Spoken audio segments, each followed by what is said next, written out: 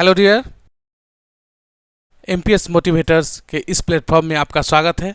आज हम फिर हाजिर हैं मैथ्स के वैसे इंपॉर्टेंट क्वेश्चन लेकर जो हमारे बीपीएससी शिक्षक भर्ती परीक्षा के लिए बहुत आवश्यक है। आइए स्टार्ट करते हैं। Question number 1। हमारा पहला क्वेश्चन है, ऐसी कितनी प्राकृत संख्याएं हैं जो 1186 को इन प्राकृत संख्याएं से विभाजित करने पर शेषफल 31 देती है। यानी 1186 को भाग देने पर 31 शेषफल आ रहा है। इसका मतलब है कि 1186 से पहले हम 31 घटा लेते हैं तो 1155, यानी 1155 के हुए गुणनखंड होंगे और उसमें चूंकि 31 शेषफल आ रहा है तो 1155 के वैसे गुणनखंड जो 31 से बड़ा हो। जो 31 से बड़ा होगा वही हमारा आंसर होगा। जो 31 से बड़ा होना चाहिए और 1155 का गुणनखंड होना चाहिए। तो 1155 का पहले निकाल लेते हैं कुल गुणनखंड कितने हैं, उसके बाद 31 से बड़े जो भी होंगे वो हमारा आंसर हो जाएगा। प्राइम फैक्टराइजेशन अभाज्य गुणनखंड विधि का प्रयोग करेंगे, यानी 3 × 5 × 7 × 11। पिछले सेशन में हमने बताया है गुणनखंडों की संख्या ज्ञात करने का ट्रिक कि कैसे ज्ञात करेंगे कि किसी संख्या का गुणनखंडों की संख्या क्या है। तो यहाँ पे पावर इसका 1 है, पावर 1 है, पावर 1 है, पावर 1 है, यानी जो भी पावर में रहता है अभाज्य गुणनखंड करने के बाद बेस में प्राइम नंबर होते हैं और जो पावर होता है उन सभी में एक एक ऐड करते हैं और उसका गुणनफल निकालते हैं तो हमारे पास प्राप्त होता है संख्याओं के गुणनखंडों की संख्या। तो यहाँ पे 1 + 1 × 1 + 1 × 1 + 1 × 1 + 1 देखने से पता चल रहा है 2 × 2 × 2 × 2 यानी कि 16, यानी कि 1155 के कुल गुणनखंड कितने हैं? 16 है। लेकिन हमें प्राप्त करना है वैसे गुणनखंड जो 31 से बड़ा हो। तो यहाँ हम देख रहे हैं कि 3, 5, 7, 11 या फिर 5 × 15 या 7 × 21, ये सभी जो हैं ये सभी 31 से छोटा है। हमको चाहिए 31 से बड़ा। तो 31 से छोटा जो इसका गुणनखंड है उसको हटा देंगे, बाकी जो इसके गुणनखंड बचेंगे वही हमारा आंसर हो जाएगा। तो 1155 के गुणनखंड और कौन कौन हो जाएंगे? 31 से बड़ा हो जाएगा 35, 55, 33, 77,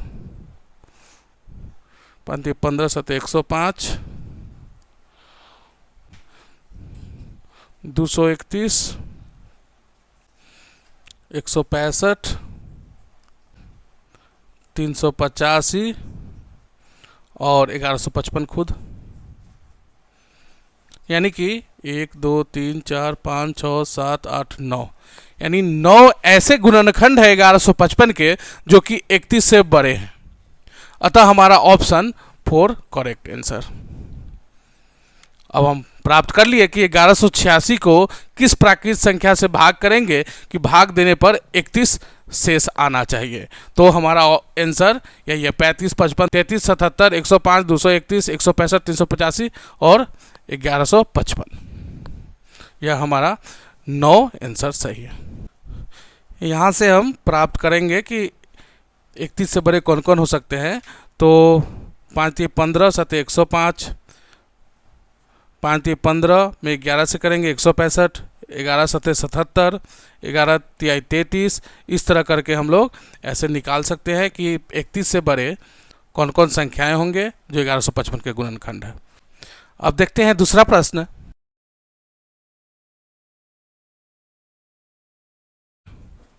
दूसरा प्रश्न है 22.4 रेकरिंग 11.567 पर रेकरिंग है, 33.599 पर रेकरिंग है। इसका मान क्या है? इसको हम सिंप्लीफाई करने में समय व्यर्थ नहीं गवाएंगे। सिंपल ट्रिक है, उससे हम जान सकते हैं इस टाइप के जब कभी क्वेश्चन आए तो बनाने में समय न गंवाएं, और इस टाइप के ऑप्शन रहे तो जो ट्रिक बताएंगे उसी ट्रिक का प्रयोग कीजिएगा। जल्द से जल्द कम समय में 2 से 3 सेकंड में इस क्वेश्चन को हम सॉल्व कर लेंगे। ऐसे इसका डिटेल हम रेकरिंग कैसे हटाते हैं, उसका सिंप्लीफिकेशन कैसे करते हैं, रियल नंबर चैप्टर जब बताए हैं उसमें इसका चर्चा किए हैं।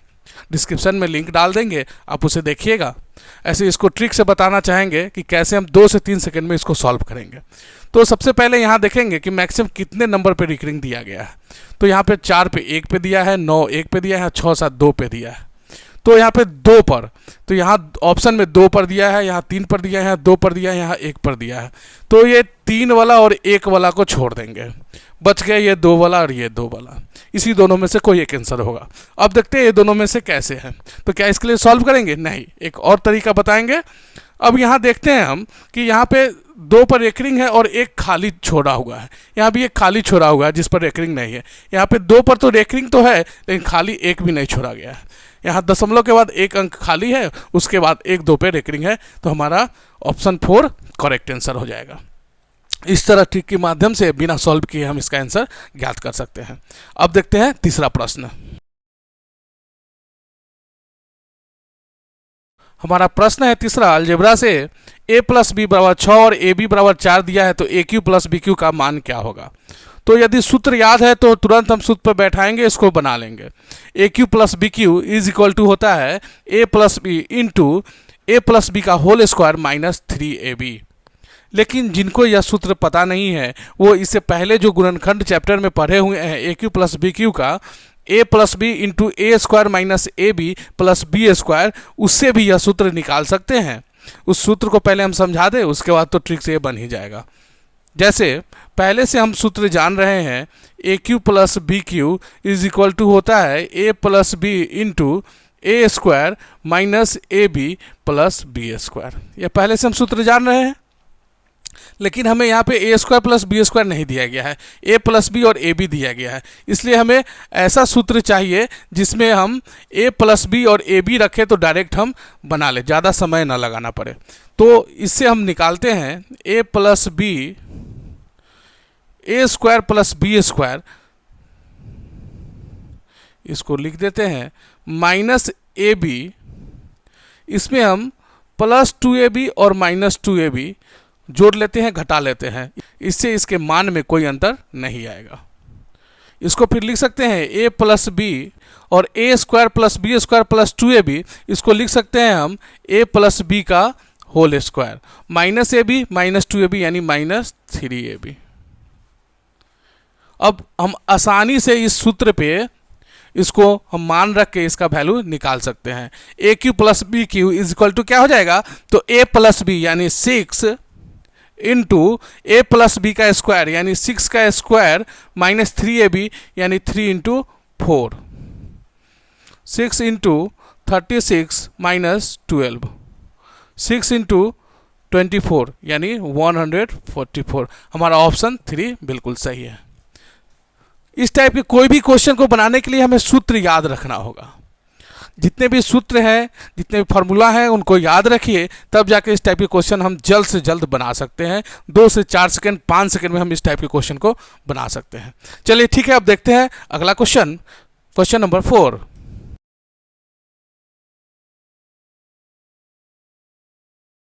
चौथा प्रश्न है 32 का पावर 32, उसका पावर 32, इसमें इकाई अंक क्या होगा?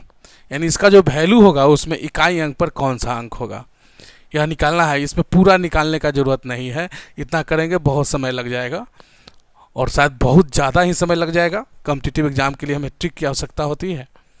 लेकिन इसको बताने से पहले हम एक चीज़ क्लियर करना चाहेंगे, जो मैक्सिमम स्टूडेंट्स गलती कर बैठते हैं। जैसे x का पावर a है और होल पावर b है, इसको समझ बैठते हैं कि x का पावर a इसके पावर b के, जो कि कभी नहीं होता है। सो यहाँ पे 32 का पावर 32 है, उसका पावर 32 है, तो इसको यही नहीं समझ लेना है कि इसका पावर जो है उसका गुना कर देना है। यानी इसको जो समझ लेते हैं x का power a into b, a कभी भी नहीं बराबर होता है x के पावर a का पावर b से। चूंकि इसमें a का पहले हमको b टाइम्स गुना करना होगा, यानी a का पावर b निकालना होगा और फिर उसके अनुसार x का पावर निकालना होगा। और जबकि यहाँ पर क्या होता है कि x का पावर a इंटू बी, यानी a और b में जो गुना करने पर जो प्रोडक्ट होगा, इसका जो गुणनफल होगा वो उतना टाइम्स x को गुना करना है, यानी x का पावर ab होगा। तो दोनों में अंतर है, तो यहाँ पे वो कन्फ्यूज़न नहीं रहना चाहिए इस टाइप के किसी भी क्वेश्चन में। अब देखते हैं इसको कैसे सॉल्व करेंगे। हमें निकालना है 32 का पावर 32 पूरा का पावर 32, तो हम पूरा 32 को नहीं लेंगे, केवल इकाई अंक को लेते हैं। इकाई अंक यानी 2 का पावर 32 और पूरा का पावर 32। इसको हम इस प्रकार लिख सकते हैं 2 का पावर 32 गुने 32 गुने 32, यानी कितनी बार? 32 बार, 32 टाइम्स 32 को यहाँ गुना करना है। 2 का पावर 32 को कितने बार गुना करना है? 32 बार। अब ध्यान से देखिए, ये 32 जो है 4 से कटने वाला है, 4 से कटने वाला है, सभी 4 से कट जाते हैं, यानी केवल इकाई अंक निकालना है, तो पूरा वैल्यू निकालने की आवश्यकता नहीं है। तो 2 का पावर 4 जो आएगा वही ना हमारा इकाई अंक होगा। तो 2 का पावर 4 कितना होता है? 16, यानी कि इकाई पे हमारा क्या होगा? 6, इकाई अंक हो जाएगा 6, जो ऑप्शन 3 है। Option 3 is the correct answer, answer 6, यानी 32 के पावर 32 पूरा का पावर 32 में इकाई अंक पर क्या होगा? 6 होगा। चलिए अब देखते हैं 5वां प्रश्न।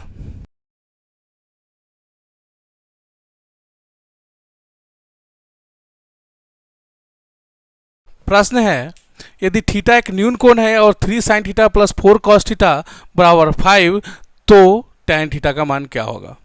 तो इसे देखकर ही बताया जा सकता है, 1 सेकेंड में इसका सॉल्यूशन दिया जा सकता है इस टाइप के क्वेश्चन का। लेकिन हम दोनों तरीका से बताना चाहेंगे कि कैसे सॉल्व करेंगे और क्यों हम 1 सेकेंड में इसको आंसर दे सकते हैं। तो पहले तो ट्रेडिशनल तरीका से 3 sin theta plus 4 cos theta equal to 5 है, तो प्रोसेस के साथ बनाएंगे। 4 cos थीटा को उस साइड ले जाएंगे, दोनों cos थीटा से भाग देंगे।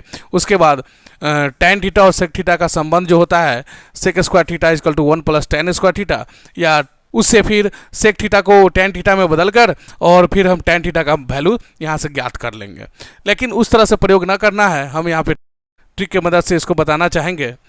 जब कभी क्वेश्चन दिया रहे और इस टाइप का हो, मान लिए p sin theta plus b cos theta equal to h हो, और p और b और h, इसे देखिए जो कांस्टेंट हैं उसमें अगर संबंध हो p square plus b square equal to h square का, तो उस स्थिति में इसको परपेंडिकुलर, इसको बेस और इसको हाइपोटेनस माना जाता है। समझा जाता है कि यह जो है एक ऐसे राइट एंगल ट्रायंगल का भाग है जो यहाँ पे थीटा है और यह p है और यह b है और यह h है।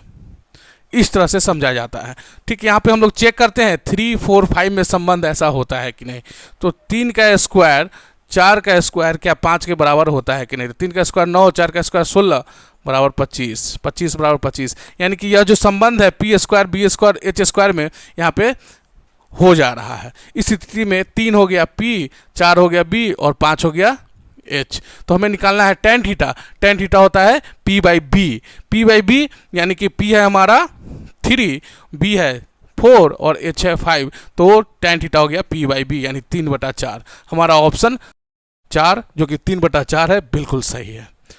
दोस्तों, जो भी क्वेश्चन अभी हमने बताया, मेरा प्रयास था ऐसे ऐसे क्वेश्चन बताने का जो कि हमारे एग्जाम के लिए बहुत ज़्यादा इंपॉर्टेंट हो। हम वैसे ही क्वेश्चन हर सेशन में लेकर आते हैं जिस टाइप के क्वेश्चन हमारे एग्जाम में आने की संभावना है। जिस टाइप के क्वेश्चन हम यहाँ बना रहे हैं, आपसे अनुरोध करेंगे कि उस क्वेश्चन को बनाएं, उसके आधार पे और कुछ क्वेश्चन बनाएं, और जो भी दिक्कत हो आप हमें व्हाट्सएप पे मैसेज करें या फिर कमेंट करें। हम कोशिश करेंगे आपके हर एक डाउट को क्लियर करने का। मेरा प्रयास हमेशा रहता है कि आपका एग्ज़ाम बहुत बढ़िया जाए। इसके लिए आप जो भी क्वेश्चंस यहाँ बताए जा रहे हैं उसको तो देखें ही, साथ में अपना सेल्फ स्टडी कंटिन्यू करें, और जो भी फॉर्मूला बताया जाता है उसको याद करें, जो भी सूत्र है उसको याद करें, ज़्यादा से ज़्यादा क्वेश्चन प्रैक्टिस करें, जिससे एग्जाम में ज़्यादा से ज़्यादा क्वेश्चन आप कम से कम समय में बना पाए, देखते ही आंसर बता पाए कि इसका आंसर क्या होगा। इसलिए जो भी ट्रिकी मेथड का हम प्रयोग करते हैं उस ट्रिकी मेथड को 4 से 5 बार आप रिवाइज जरूर करें, नोट बनाकर लिखें, उसे रिविज़न करते चलें ताकि एग्ज़ाम में आपको दिक्कत ना हो। उम्मीद करते हैं वीडियो आपको पसंद आई। यदि वीडियो अच्छी लगी हो तो आप इसे लाइक करें, दोस्तों में शेयर करें ताकि उनको भी कुछ ना कुछ बेनिफिट मिलते रहे। जो मित्र अभी तक इसे सब्सक्राइब नहीं किए हैं उनसे रिक्वेस्ट है कि आप हमारे चैनल को सब्सक्राइब करें। आज के लिए इतना ही, धन्यवाद।